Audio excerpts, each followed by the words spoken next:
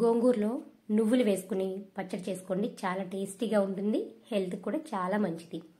ఇది ఒక 4-5 డేస్ వరకు నిలువ కూడా ఉంచుకోవచ్చు. ముందుగా కడాయిలోకి 1 కప్పు నువ్వులు వేసుకుని దోరగా వేయించి పక్కన పెట్టుకోండి. అదే కడాయిలోకి 2 టేబుల్ స్పూన్ల ఆయిల్ వేసుకుని 10 లేదా 12 పచ్చిమిరపకాయలు యాడ్ చేసుకుని దోరగా వేయించుకోవాలి.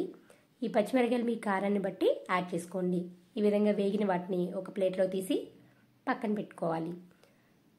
శుభ్రంగా కడిగిన 2 కట్టల గోంగూరని దీంట్లో యాడ్ చేసుకోవాలి. నేను ఇక్కడ 1 కట్ట పుల్ల గోంగూర, 1 కట్ట నార్మల్ గోంగూర తీసుకున్నానండి. అందుకోసం అని చెప్పి చిన్న చింతకాడని యాడ్ చేస్తున్నాను. మీకు అవసరం లేదనుకుంటే దాన్ని స్కిప్ చేసేయచ్చు. స్టవ్ని లో ఫ్లేమ్లో పెట్టుకుని 5 నిమిషాలకు ఒకసారి ఈ విధంగా కలుపుకుంటూ గోంగూర అంతా బాగా మగ్గించుకోవాలి. ఈ విధంగా మగ్గిన తర్వాత తీసి పక్కన పెట్టుకోండి. ఇప్పుడు ముందుగా వేయించి పెట్టుకున్న నువ్వుల్ని రోట్లో వేసుకుని బాగా మెత్తగా అయ్యే విధంగా రుబ్బుకోవాలి. మనం ముందు నువ్వులు ఎందుకు వేసుకున్నామంటే నువ్వులు నలగడానికి చాలా టైం పడుతుంది.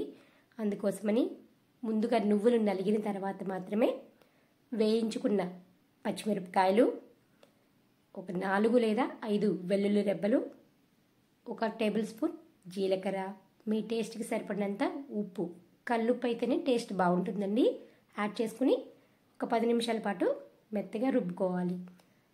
చూసారుగా, ఈ విధంగా మెత్తగా నలిగిన తర్వాత మాత్రమే మనం ఉడికించి పెట్టుకున్న గోంగూరని కూడా యాడ్ చేసుకుని రుబ్బుకోవాలండి.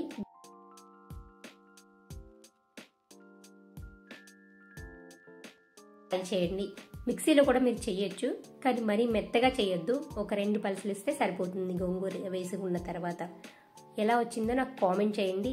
Thanks for watching. దీనికి తాలింపు అనేది అవసరం లేదండి. మనం ఒక ఎయిర్ కంటైనర్ బాక్స్లో పెట్టుకుని ఫ్రిడ్జ్లో స్టోర్ చేసుకుంటే 5 డేస్ వరకు నిల్వ ఉంటుంది. టేస్ట్లో మాత్రం ఏ మార్పు ఉండదు. తప్పకుండా ఒకసారి ట్రై చేయండి. ఎలా వచ్చిందో నాకు కామెంట్ చేయండి.